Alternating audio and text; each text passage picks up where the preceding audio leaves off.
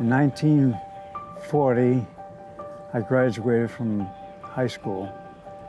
I always wanted to be a pilot, Lindbergh area, and I figured the best way to learn, I couldn't afford it, of course. The expense was too high. In those days, I was just getting over the Depression.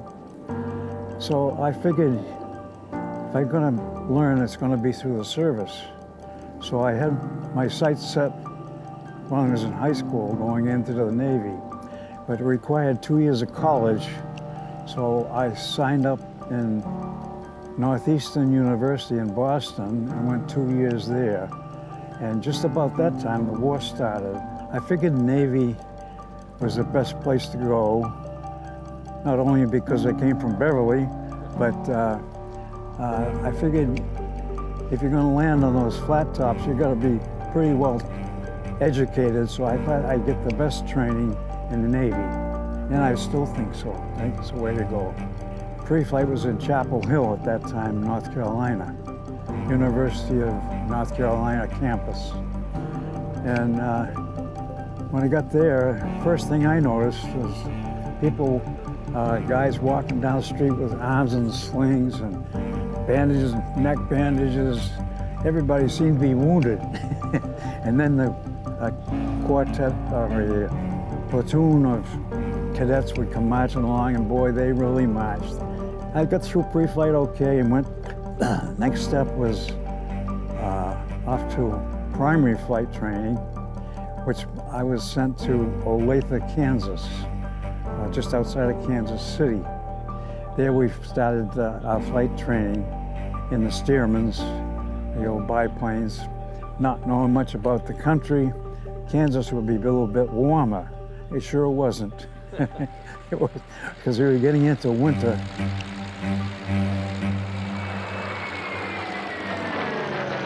In advance, I met a guy. He was an instructor.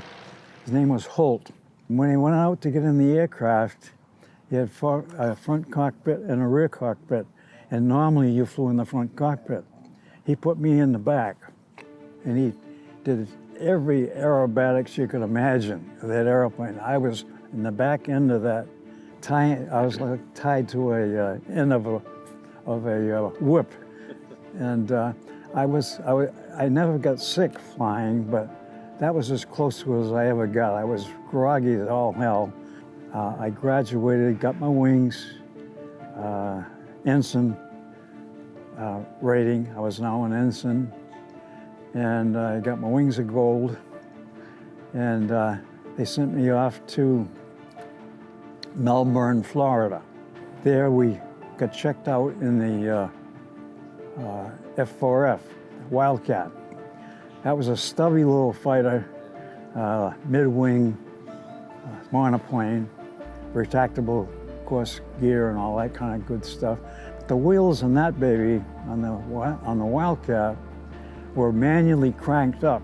I always remember watching a guy take off in a Wildcat, and he would disappear as he dropped the seat down, and then he'd crank that, and as he cranked, and he's moving his other arm, and the plane was actually hopping or heading up and down. And they sent us out to, our orders were to Hawaii, to Pearl Harbor.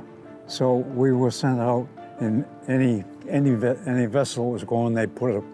I went aboard a Fletcher class destroyer, and I went out to Pearl Harbor on the USS Black. They put us on any place that was available on a destroyer. There's not too many staterooms, of course. It's not a cruise ship, but it was a cruise for us. And I remember as soon as we got outside, a storm hit, and that thing was pitching like destroyers do. I got seasick, and I was sick as a dog for 7 days. That whole trip, 5 of the days on the way out, I was seasick. And they were tasked with a group of checking us out now in the new fighter, which was the Hellcat. As you sat in the cockpit on that, and the F-6F, You were 10 feet above the ground. It was a big airplane for a fighter. And you were right, it was amidships on the aircraft. It was like going into a Cadillac after being in a Ford. And it was so nice. We took off from there and went out in a qualifying cruise. And as I come around in my approach to the deck, you fly at an altitude of about 90 feet above the water. And as you come around, make your last turn, the Hellcat, I had qualified in the Wildcat up in the Great Lakes back in the States. That's my only experience on a carrier. So now I'm in the Hellcat, a bigger airplane and a smaller deck. and I'm being very short. They used to call me Stump, by the way. I never got any taller than I am now. I picked up the signal officer okay, saw him all right, and I rolled into the stern of the carrier. And on the approach, he's giving me a Roger, which is, you're good. And then all of a sudden, he disappeared under that big cowling, and the tail hook picked up a cable. Oh. So there I am taking off on a wave off, and the cable's got my tail hook. Well, I went about as far as the cable went and then stopped dead and went down probably about 30 feet into the catwalk, or the port catwalk of the carrier. Next thing I know, the deck handler is unbuckling me and pulling me out of there. I get out on the deck and I turn around and looked at that poor Hellcat.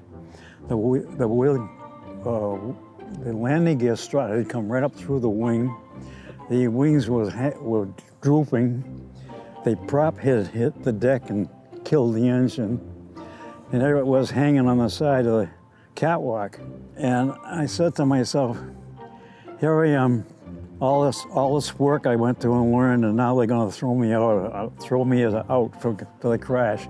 They said, no, they put you in another one and sent me up again. But the signal officer told me, you're going to have to put your head out the side of the cockpit. And the signal officer told me later, he says, I can always tell when you're coming around, Stump. I can see a white blob hanging out the side of the cockpit. So from that time on, I always made my landings with my head out the port side of the cockpit.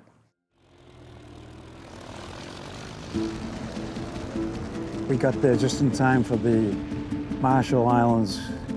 Our first contact with the Japanese in the air was at Eniwetok. And Eniwetok, we were sent, our carrier, the Hellcat, the Cowpens, was sent to Eniwetok with about 2 other CVLs to deny the Japs the use of Eniwetok while they were invading Kwajalein. My first contact in combat was at Eniwetok, and we went on a fighter sweep pre-dawn and to the island, and we were the second group there. And as the other group pulled out, they said, we made a mistake and shot up a Betty that was parked at the end of the runway. The Betty was their heavy bomber, and the smoke is covering the runway. But he says there were 18 Bettys parked on that runway, but we can't get them. We recommend you start at the downwind end of the field to destroy them, which we did. It was like a big circus. We formed a traffic pattern and went down, so shoot, and we shot up 18 Bettys on that runway. Flamed them. And then we'd go to the next. I destroyed 2 myself. At that point, I shot down my first aircraft in the air.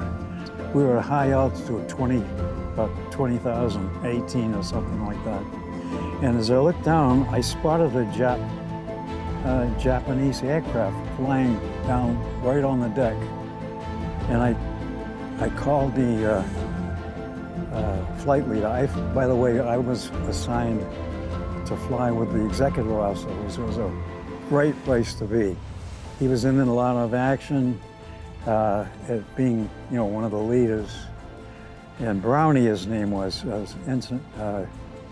Lieutenant Commander Brown. Brownie taught me a lot. It was a great place to fly. I was on his wing. And as I was flying, I called Brownie. I see a Jap down there. He says, "You got the lead. Go get him." So I rolled over and headed down. As I'm going down, it was a Jap Helen bomber, twin engine bomber. They're mid-weight type bomber. We came down from 20,000 feet, straight down, wide open, and the aircraft is pretty cold up there. And as we hit the hot air down below, it started clouding up the windshield. We have a defroster, of course, but it couldn't keep up with it. It'd be clear for a minute, and then it'd be closed up again. And I kept seeing that thing getting bigger and bigger. I said, must be getting pretty close, and all of a sudden I see palm trees, and I said, boy, I gotta get the hell out of here. So I pulled back on the stick, and I went down, actually up again. I never fired.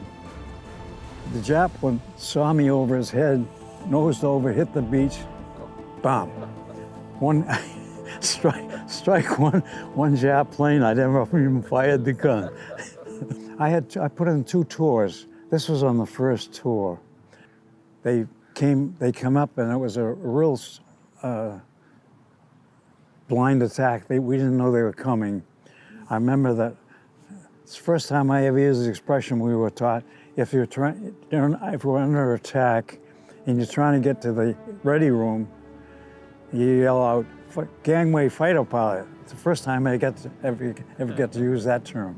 I got on next to the last Hellcat that was on the deck, and we took off and met the Japanese fleet. There was over 400 Jap planes.